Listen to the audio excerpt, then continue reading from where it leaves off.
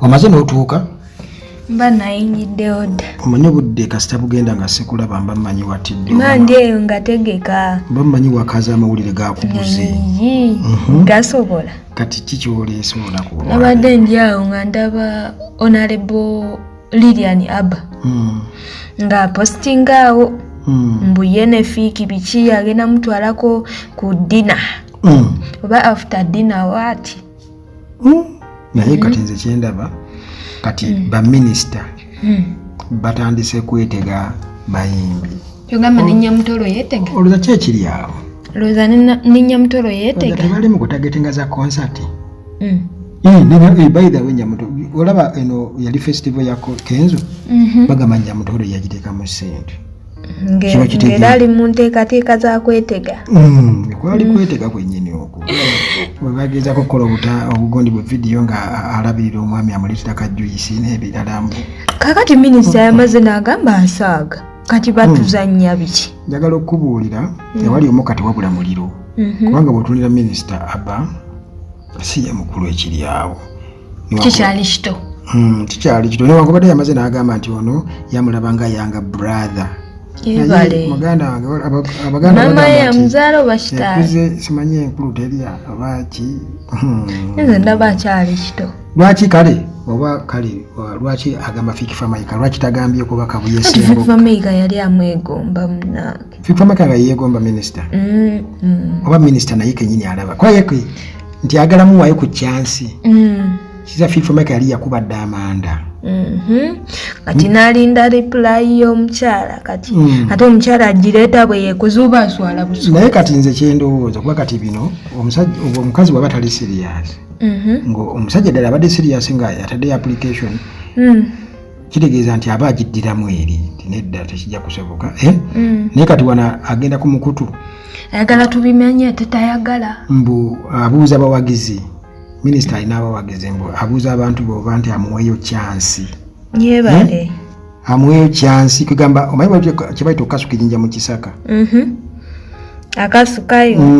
Naye nga nze kyendowooza omwaki oguyita ku mpupu nga tekwesokodde. Kia naye baminisita bose bino babaadi tebalina basajja. Olwayi nga tukyaliko olwo. Baadi tebalinayo.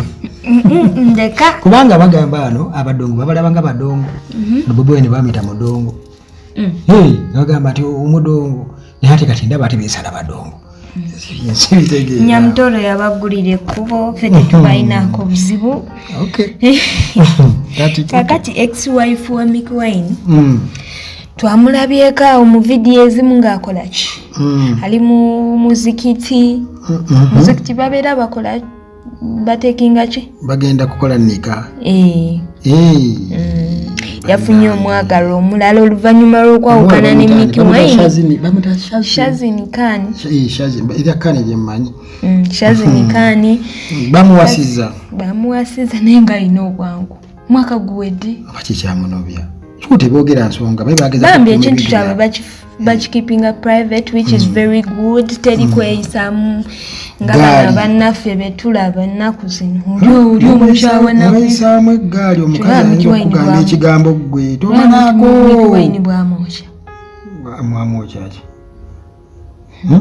naku zino ayinza okugamba bantu bakamba ayinza okugamba abakazi ayinza okugamba tomalaako omusajja naga naawe tolinaawo nga talinawo ki kati bo ebyo byonna bakola nga talinawo ki naawo watoyi sirabamu kanigguusa kati ebyo byonna basala babyesigalize baleme kweyabya nnyo kwegamba ebyo mu kisenge ebyali ebyababiri babyesigalize nalabako nno omanyi kati nze neewuunya abantu abapositinga ebintu by'omukwano balavas nyambala nga bapositinga ne ng'abano ke banaatuuka okweyabya ekyo kirimu kisiraani ekiri ku TikTok oba TikTok erimu omuzimu oba ekyo ekisiraani ekintu ekyokupositinga kubanga bwe bakukyawa muganda naye olina olaga abantu munnoowo oba okola ki ogezaako okuzizikazizika yenajja waliwo omuzizika waliwo eyalwanirira nnyo bamupositinge naye nga bamupositinga nga tebamupositinga n'ayomba mukwano gwange omu nagamba wamma omuntu abaako boyfriend we naye nga takupositinga nemugamba okupositinga nagamba okupositinga simako status status yoli eri divided ne wale watutoko buli nosoma comments zibira ko status kolabira abekyayi kolabira abagalana kugambye misumali giba ku status ko ino kuteeka obulumi anda tuba tukyali awo nze nalabeko ku Buchaman alina byageza kukomyawo bya memories mwe Buchaman oli amisinga nyo Firebase wakubadde nti yeesulamu akambayaya olw'ebyobufuzi n'akozesebwa naye kati mbu ategeka kyeko obwavu bumulumye kubanga yagambako emabega eri mbu ye nga presidential advisor mu bya geto mbu atutte ebbanga ddene tasisinkana gwa advise nga gwawa amagezi General Museveni mbu kati mbu bamulemesa kati nga yeebuuza kati presidential advisor ki naye kati yagamba mbu ayagala kutegeka kye bayita memories of Firebase era nga kigenda kukomyawo bonna ba artists abaali babaddeko mu Firebase n'abo abaliyo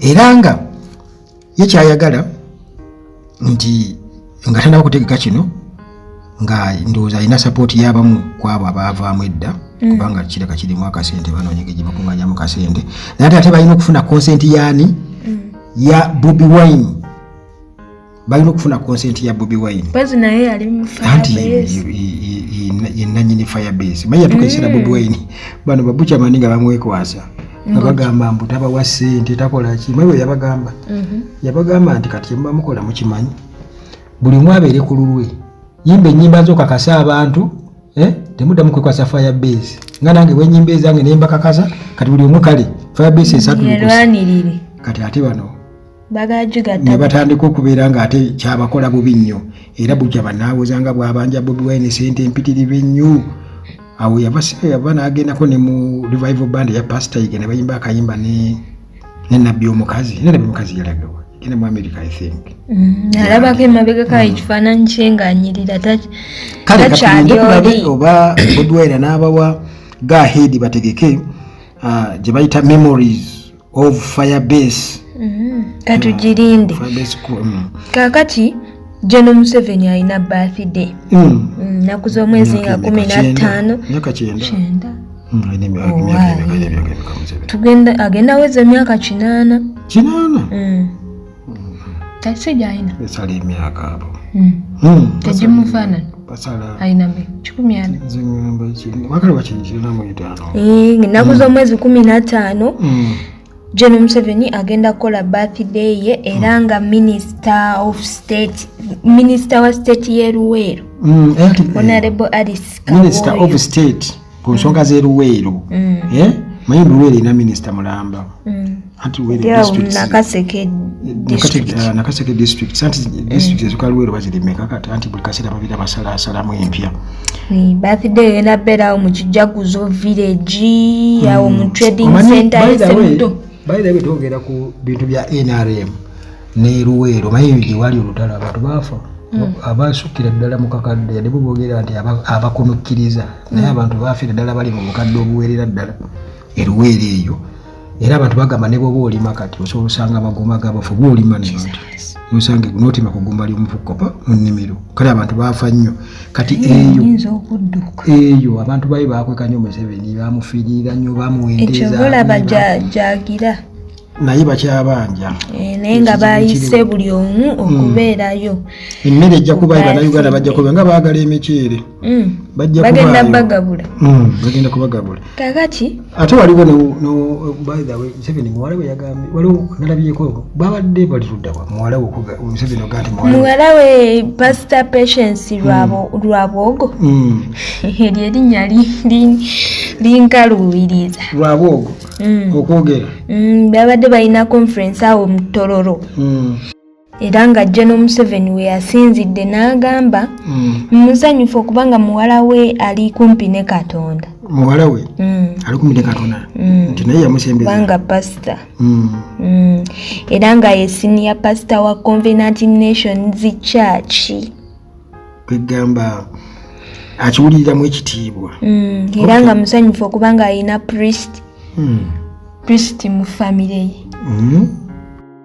bikuwedde nako pakati nina bingi ebyokwogera awo ekisooka nyinza kubuuza bitukwatirako bimutaasa ki ekyo gamba bw'obeera gwe nga bw'oli omusiraamu bw'obeera ne imaamu mu maka go toba musanyufu nedda eggwe nga ggwe Katonda agenda kulamula ku lulwo okitegeera tozaga ati omwana wange sheeyi Katonda agenda asinziira ku mwana wo okulamula oba okitegeera naye agamba dde Museveni nti yerere yagenda dda mu ggulu gyali kati mbuyolede kubanga akoze bulungi nnyo eri bannayuganda yebali naye newe bya Katonda ebyo tugende ku birala tuveeyo ekyo naye gwe tolinayo ku mawulire g'owuliddeyo amawulire mba nago naye nze lwakuba gwe ataŋŋamba nti teeta amawulire kati nze amawulire ge nnina gafa mu nkambi ya Uganda Cranes already fufa president Moses Magogo Salongo bawa speaker Anita Among kubadde okimanyi bawe uli tokimanyi obuyire bwe kakati yagambye nti bagenda kuyita Farouk Mia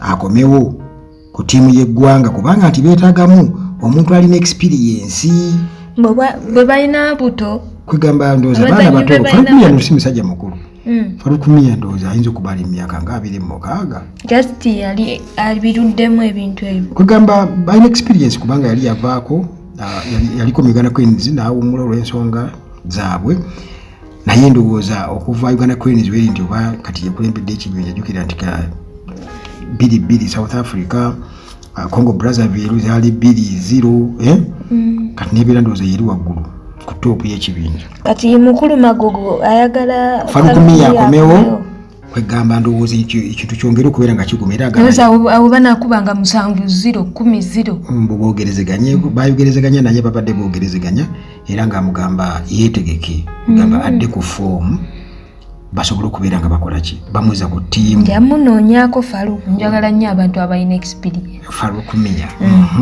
gale nze sigulira ebyo kaakati naadde njawo nga ndaba njagala nnyo abantu abalina experience tombuuza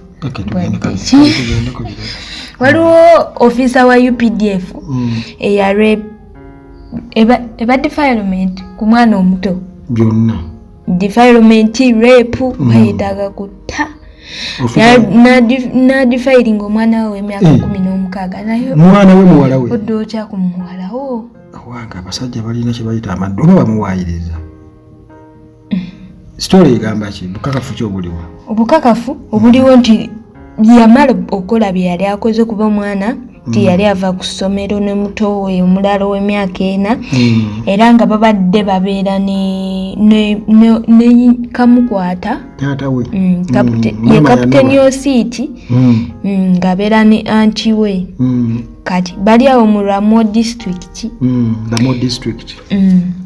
era nga incident eyo yatuukawo nga mu April nga 28 kubanga yo olwamala obikola omwana n'amutiisatiisa okumutta bw'anaaba akoze eki ayogedde naye kati oba omuwala yagira n'anyumizaako anti we kola ki kumuloopa mu b'obuyinza ne bamusiba oyo no tebamuwa na beyiro kubanga omusango guba munene era yo beyiro baagiganye naye ne bamugamba nti ajja kuddamu alabikeko mu kooti ng'ennaku z'omwezi 24 omwezi guno naye kati abantu ngaabo ekibanga kituufu nga tebirimu byakuwaayiriza guluza bali badde babakolera ki abategeka labba mazima kuba kati yaba wa bulabe nnyo okwatira omwana wo